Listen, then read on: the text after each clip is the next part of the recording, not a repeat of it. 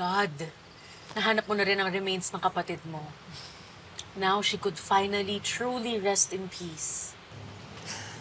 Tinuro agad ni Angel o Kiara kung saan niya nilibing yung kapatid namin. Well, after all, ang tunay ni Angel Sanggalang yung connection namin.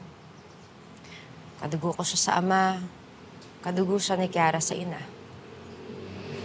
At ngayon, you have peace of mind. Kasi nahanap mo na rin ang kapatid mo. Yun nga lang, patay na siya. Naawa din ako kay Kiara, pati kay Angel eh. Malaking factor kung bakit sila naging masama at naging rebelde is yung childhood nila. Kung mas naging loving lang siguro si Aling Merly sa kanila, kung hindi sila sinaktan, magiging normal siguro sila. Bench, that's so true.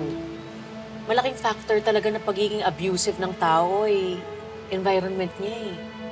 Pag ang isang bata ay pinalaki sa isang bahay na may abuse, mas malaki ang tendency niya na maging violent, maging abusive. Kaya importante din na may supportive family and friends kayo. Kapag healthy and positive yung environment mo, healthy and positive din yung pag-iisip at puso mo.